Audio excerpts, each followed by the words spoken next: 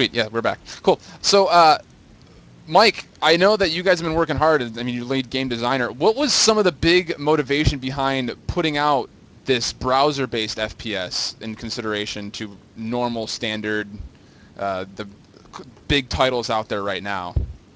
Well, I think just the fact that it is in a browser was the biggest inspiration. We really wanted to go after that segment because no one had really done it before. Quake had done it for sure. I think we wanted to kind of put our own spin on it and, go forward with that. So first and foremost, that was the biggest reason we did that because it was relatively untapped. And with the Unity engine, I think we've been able to do a lot of really amazing stuff in a browser. Yeah, and I know that was something, Quake Live has done a very successful job with it, and I know it's still, the whole browser theme is still kind of a foreign thing for, FPS gamers, especially in the free-to-play community when they're used to downloading a reactor and stuff like that. So outside of just the want to go browser, what were some of the biggest struggles with making sure that is a successful route of producing the game? Well, one of our key elements of the game was, as you mentioned before, was making it so the user can get into the game super quickly, and so there were just inherent challenges with that. Like, where do you put that data? We have a browser cache, and is that big enough for the game? Like, how do we work within those limits?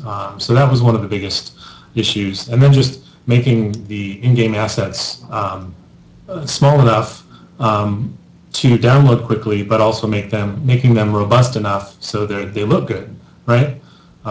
So keeping those two things balanced very closely, it's an ongoing challenge, but I think we've done a good job with that as well. Yeah, for sure. I've been running this game perfectly smooth. There have been a few things that the community has brought up. I know, Jeremy, you work pretty closely with the community. How much inspiration has the community actually had as far as the input and what goes into this game? Quite a bit, actually. So far, I'd say that it's actually more difficult to find devs here in the studio that don't read the forums, or that do read the forums and don't. All of us are on the forums constantly. And as soon as we see problems brought up or someone makes a suggestion, it's almost an immediate discussion. Hey, look, here's what somebody mentioned is a problem. Why don't we see if we can fix it? Or, hey, here's a great suggestion. Why don't we see about putting it in the game? Really good example is there's a couple folks earlier in the week that said, hey, the prices for the in-game currency in relation to the weapons are a little high. Are you guys going to bring that down? And sure enough, we had a multi-hour discussion last night about it. And we decided, yeah, we're going to bring those things down. So it's that fast that we decide over questions and suggestions from the community. It's very fast, and we take it seriously because the whole goal of a community-based game is to please your customer. That's something that I think that a lot of video games these days have kind of forgotten. It's that if you don't make your players happy, then how are you going to grow? How are you going to get them to stand behind you? And the answer is good customer service, giving them what they want to play, and treating them like people, and not trying to dumb down the game or dumb down how we approach that entire philosophy just so it's easier. Yeah, it's been really cool to see, even so far, some of the things that have been added. And I know you guys went for a much more lighthearted game in spite of the community wanting something that's a little bit more outside of the normal realm of, search and destroy, sit there and wait and take everything very seriously. You have like the Tebow teabaggins, which I cannot get over. It's absolutely hysterical in the Pwn system, which we'll talk about in a little bit in the actual first look comparison. But as far as what comes next, I'm sure you guys have your own agenda from a development side, but what other things from a community standpoint can we also look forward to with that? Well, there's a number of things. First of all, I think one of the most important things is we're going to, our friends list right now is in its infancy, and we're still working at the bugs, but that's going to be really helpful. You'll be able to invite people that are not only already playing the game, but aren't playing the game to come and game with you, so that you can invite friends and to play with you if you think the game is fun enough to warrant reaching out to people that you know outside the game. So we make it easy for people to get in. For hardcore players, we have our clan system that we're currently working on, and that's going to be, I think, very beneficial to everyone, especially because we're taking a lot of what they're saying into consideration as we design and develop it. and finding out what they want in this clan mode is a key to making sure that it's the best clan mode possible. And those are just two things that we're working on top of other things like supporting tournaments and some other cool things that we've talked about, but I don't want to say that is for sure because we still haven't decided if we're doing them or not. But we're open to just about anything that makes our fan base and players happy. That's what we want to do. So I guess... speaking of... Oh, go ahead. My bad. Please. Speaking of clans, we have a question from Stat315. Two questions, actually. Will this game take anywhere competitive, and will there be a tournament for closed beta, considering how you just talked about the clan system? Well, we definitely want to bring this game and make it palatable for tournaments. That's what we're doing next week at QuakeCon. That's kind of our getting our feet in the water, so to speak. But for the future, definitely, I want to have modes that support tournaments. I want to have the server options that support tournaments. Making this a big part of esports. That's like a fantasy of mine. I would love that. So if we can, if we among other fantasies, I have a lot of fantasies. Disgusting. If I can, if we can, delegate our resources and schedule correctly, I don't see why we can't do that. Yeah, and I know that along with some of the more lighthearted things, there are a lot of people, especially in the free-to-play FPS community, that are looking for the next big thing. And obviously, this game being in still closed beta has potentially a while to go before it reaches the potential of what the community wants. But as far as clan systems go, I know that there's only the 4 game types right now in free-for-all, team deathmatch, capture the flag, and the capture point. Were you looking to add more of a demolition, search and destroy type thing, or is there anything else you guys were planning as far as game modes to add in spite of the competitive side? Yeah, we have a long wish list of game modes that we want to do. There's siege modes in other games, search and destroy, variations on TDM and capture point and that kind of stuff, or the capture point mixed with capture the flag. That kind of stuff. I think our priorities in that will, again, kind of go back to the community and who we see playing what and who we hear. The larger voices, the majority will win in that sense because I think all of those game modes are valid. And as a side note to that, one of the things when we announced the game, we also announced that would be available on mobile and tablets. And while this game, as you play it now, isn't necessarily what you're going to see on mobile and tablets, we are planning some additional ways to enjoy the game on those sorts of platforms we'll be making announcements on in the next couple of months. In fact, the team working on that particular version is just a few feet away from us, and we told them to be quiet. Sorry, guys. Yeah, again, still changing the forefront of what could possibly be first-person shooters. I don't think there is one that is as interactively tablet and mobile phone-based, but I'm sure there's a lot of things behind it that you guys probably want to save for the actual release of that. I know I'm going to have to look into that and see what you guys have to offer as far as that goes. But speaking of the whole browser and the whole mobile faction, are you guys planning at any point moving away from the browser, or are you planning just to stay straight browser-based? Our priority is browser, but I think we will eventually end up with a standalone client. There's some people who might naturally prefer that.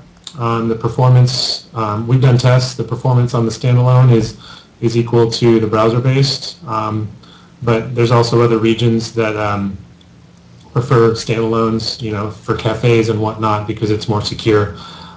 So we'll definitely have a standalone. When, I can't say, but it'll be there. Speaking of kind of reaching out to new regions, I know that this closed beta has been going for a little bit, and you're looking to branch out a little bit further in the next month or two here. Where are the big hotspots you're looking to really expand the community to outside of North America? Well, everywhere. We announced Kongjong as our Chinese publisher. Around the same time we announced the game, not too far along after it. So China is one place that we're really looking at, and as we know, they're actually really big into competitive gaming over there, and so that's a big plus. And Michael, you were going to say? Europe is huge. I think Asia and Southeast Asia is huge for us. We have a strong contingent of New Zealand players in the closed beta. Believe it or not, we want to make sure we get those guys a server. So. we're going to look at the numbers for closed beta and open beta, and we're going to see where players are, and we're going to make sure that they have a server. And then, of course, we will have territorial, official launches. But definitely, kind of where the players are, that's where we want to be. We'll go to Middle Earth and Tatooine if that's where people are playing and they want to play. Awesome. It'd be interesting to find a server all the way out there. Would be in the bowels of Mordor.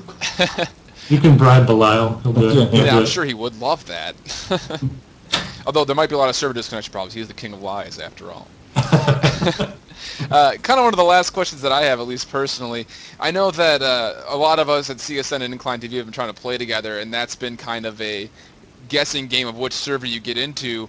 How long do you think it's going to be before there's an actual, more of a lobby type feel or an invite system as far as getting friends going in the same type of servers? I know it kind of goes along the same ways of getting the same clan ladders and stuff going on as well, but I know it's kind of a popular topic at the moment. Yeah, I mean, the friends list definitely segs really nicely into clan work. And right now we have a programmer working on the friends list. And I'm not sure how that parlays into matchmaking and how that's going to affect it. But I think it's going to be a positive change. And, we want to add in more of a friends list / party system. At the moment, you can definitely join. If there's someone on your friends list that's playing, you can join them unless the server's full. So ultimately, though, you will be able to create your own private matches and private games, and be able to enjoy games that way. And so it's all part of the master plan. Since we're still in closed beta, we're kind of rolling them out one little bit at a time. Cool. Dave, you had a question from the community? Yep.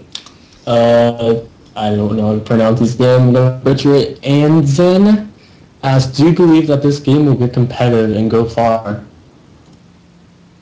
Yes, because we have to, and I have a mortgage to pay, and that would be fantastic. No, it'll be. I think it will, because even though the aesthetic and the tone of the game is very funny and lighthearted, the gameplay itself is deadly serious. It's really finely tuned. We have a great weapons designer. We have a team of people that are in all departments that are playing the game all the time, that are doing nothing but trying to make the game better and better. And we're all game players on our own. Even when we're not developing games, we go home and we play more games, including this one. So I think that, in my opinion, absolutely. I agree. I mean, I believe it. I think if we look at what's out there and we look at what the community wants and we respond accordingly, there's no reason why we can't offer that. Excellent. Yeah, I know that especially a lot of the community out there right now who's watching are, again, that very long line of free-to-play first-person shooters out there. So thanks very much for coming out. Before you guys go, though, I got to just ask one last thing for each of you. What is by far your favorite feature of the game for both of you? Well, I love the pawns. It's because it has that little element of personality. And if you're not familiar with what the pawns are, if you haven't seen that yet, in a lot of games, whenever you kill someone, people walk up and they press up and down, they crouch on them to do the teabag. We embrace that sort of approach. We give you experience and gold for doing that, and we let you do more than just teabag. We have everything from the My Little Pony, which is a personal favorite of mine, where you're riding an imaginary horse doing horrible things, to the one that you mentioned earlier, the Tebow Baggins, which Barely is even say it with a straight face. So that for me, plus anything that I've worked on, is my favorite. And for Will me, there be unicorns? what's that? Will there be unicorns? I don't see why not. Yes. I think unicorns are on someone's wish list somewhere, so we'll get there. For me, I would agree with Jeremy. I think my favorite part of the game is definitely the pawns, but I like the other little systems. I like the quick switch to melee. I think that's a fun kind of skill-based mechanic. I like some of the consumables. I like the beacon a lot, which, if you don't know, the beacon is a homing beacon you can place on the person that last killed you, and you can track him, and you can and that can go back and forth. it's kind of clear after a while if someone's beaconed you, and then they'll beacon you right back, and then you have this great one-on-one duel going on in the middle of this 8-on-8 match. So I really like that too. Sweet. Well, thanks a bunch, guys, for joining us with us. I know at the end of this whole event thing, we're going to do a little bit of a show match with the Incline TV and CSN staff. If we happen to see you guys in game, it'd be awesome just to hang out and play a little bit. So we'll keep you guys in touch with that. Thanks again, though, very much for coming on the show. Yep, my pleasure. Thanks for having us. Absolutely. So there it is. That's the call right there from the developers over at the U4ia Games in Bellevue, Washington. We are going to jump